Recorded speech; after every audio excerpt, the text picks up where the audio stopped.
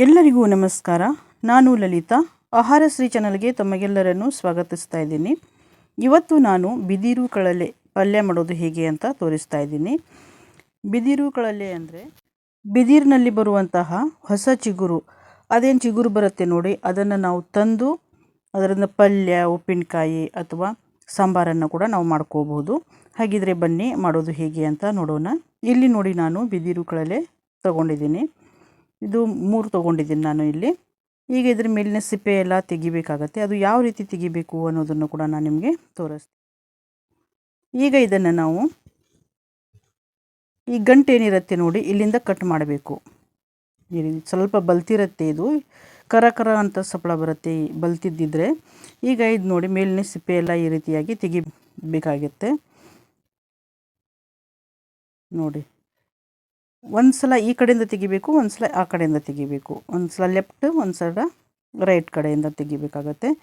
ಈ ರೀತಿಯಾಗಿ ಇದರ ಮೇಲಿನ ಸಿಪ್ಪೆ ಎಲ್ಲ ತೆಗೆದು ನಾವು ತಗೊಳ್ಳೋಣ. ಇವಾಗ ಇಲ್ಲಿ ನೋಡಿ, ಸಿಪ್ಪೆ ಎಲ್ಲ ತೆಗೆದಿದ್ದೀನಿ. ಇದೇ ರೀತಿ ನಾವು ಎಲ್ಲ ಕಳಲೆ ಸಿಪ್ಪೆಯನ್ನು ತೆಗೆದು ತಗೊಳ್ಳೋಣ. ಇಲ್ಲಿ ಇದರ ಪಲ್ಯ ಆಗಲಿ, ಸಾಂಬಾರಾಗಲಿ, ಉಪ್ಪಿನಕಾಯಿ ಆಗಲಿ ತುಂಬ ಚೆನ್ನಾಗಿ ಆಗುತ್ತೆ. ಇವಾಗ ನೋಡಿ, ಇಲ್ಲಿ ಇದೇನು ಗಂಟು ಇರುತ್ತೆ ನೋಡಿ, ಇಲ್ಲಿ ಈ ಗಂಟನ್ನು ನಾವು ಕಟ್ ಮಾಡಿ ತೆಗಿಬೇಕಾಗುತ್ತೆ. ಮತ್ತು ಇಲ್ಲಿ ಗಂಟಿನ ಕೆಳಗಡೆ ಎಳೆದೆಲ್ಲಿಗೆ ತನಕ ಇರುತ್ತೆ ನೋಡಿ, ಅಲ್ಲಿವರೆಗೂ ನಾವು ತಗೋಬೇಕಾಗತ್ತೆ. ಈಗ ಇದನ್ನು ನಾವು ಕಟ್ ಮಾಡೋದು ಹೇಗೆ ಅಂತ ತೋರಿಸ್ತಾ ಇದ್ದೀನಿ. ಇಲ್ಲಿ ನೋಡಿ, ಈ ರೀತಿ ಚಾಕು ತಗೊಂಡು ಈ ರೀತಿಯಾಗಿ ಕೊಚ್ಚಬೇಕಾಗತ್ತೆ. ಎಳೆಯದಿದ್ದರೆ ಬೇಗ ಇದು ಆಗತ್ತೆ.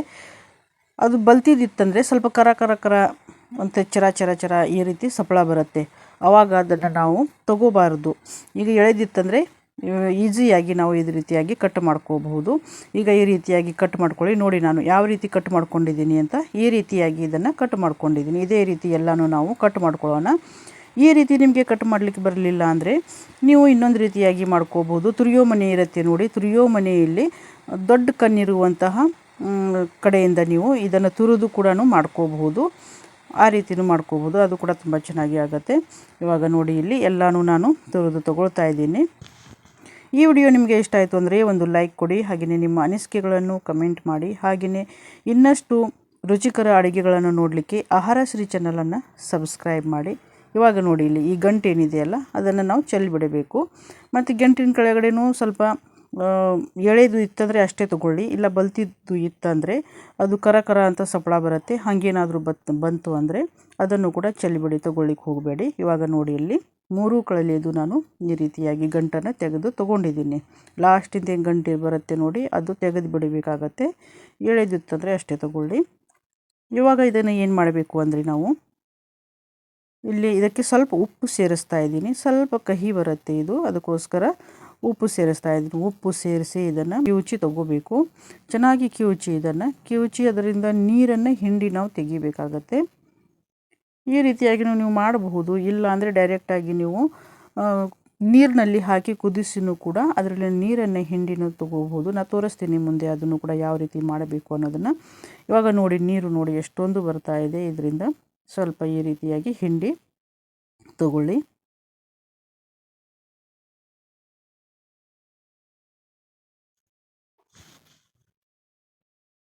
ನೋಡಿ, ನೀರು ನೋಡಿ. ಈಗ ನೋಡಿ, ಇಲ್ಲಿ ನೀರಿನಲ್ಲಿ ಇದನ್ನು ಹಾಕ್ಕೊಳ್ತಾ ಇದ್ದೀನಿ.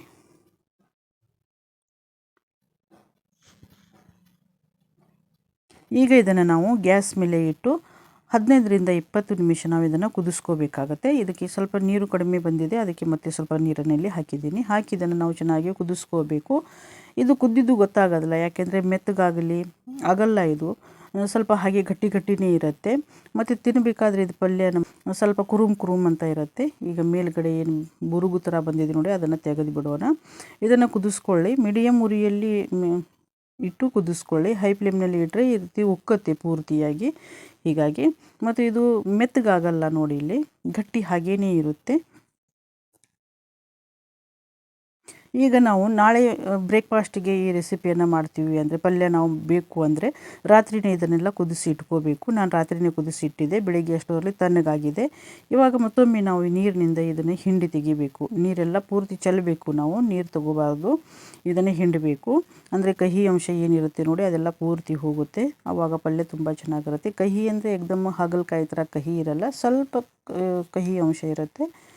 ಈಗ ಇದಕ್ಕೆ ಅರಿಶಿನ, ಸ್ವಲ್ಪ ಉಪ್ಪು ಇಲ್ಲಿ ಸೇರಿಸ್ತಾ ಇದ್ದೀನಿ. ಹಾಗೆಯೇ ಇಲ್ಲಿ ಮಸಾಲೆ ಖಾರ ನಾನು ಇಲ್ಲಿ ಸೇರಿಸ್ತಾ ಇದ್ದೀನಿ. ನಿಮ್ಮ ಹತ್ರ ಮಸಾಲೆ ಖಾರ ಇದ್ದರೆ ಹಾಕಿ, ಇಲ್ಲಾಂದರೆ ನಾರ್ಮಲಾಗಿ ನೀವು ಯಾವುದು ಯೂಸ್ ಮಾಡ್ತೀರಿ ನೋಡಿ ಅದನ್ನು ಹಾಕ್ಬೋದು.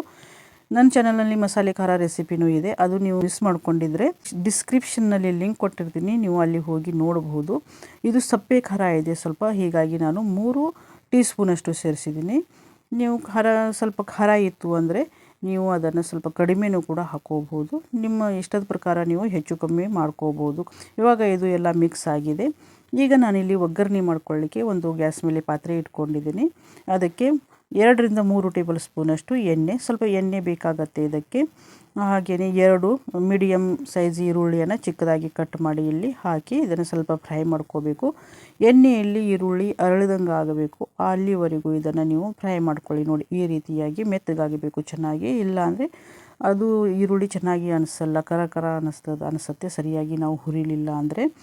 ಈಗ ಇದಕ್ಕೆ ನಾನು ನೆನೆಲಿಕ್ಕಿಟ್ಟಿರುವಂಥ ಕಡಲೆಕಾಳು ಇಲ್ಲಿ ಹಾಕಿದ್ದೀನಿ. ನೀವು ಇದನ್ನು ಕಡಲೆಕಾಳನ್ನು ಬೇಯಿಸಿನೂ ಕೂಡ ಹಾಕ್ಬೋದು, ಇಲ್ಲಾಂದರೆ ಹಾಗೇನೂ ಕೂಡ ಹಾಕ್ಬೋದು. ನಾನು ಹಾಗೇನೇ ಹಾಕಿದ್ದೀನಿ. ಈಗ ಇದಕ್ಕೆ ಚಿಟಿಕೆಯಷ್ಟು ಅರಿಶಿನ, ಸ್ವಲ್ಪ ಉಪ್ಪು, ಸ್ವಲ್ಪ 1/4 ಟೀ ಸ್ಪೂನಷ್ಟು ಇಲ್ಲಿ ಖಾರನ ಹಾಕಿದ್ದೀನಿ. ಹಾಕಿ ಇದನ್ನು ಸ್ವಲ್ಪ ಮಿಕ್ಸ್ ಮಾಡ್ಕೊಳ್ತಾ ಇದ್ದೀನಿ.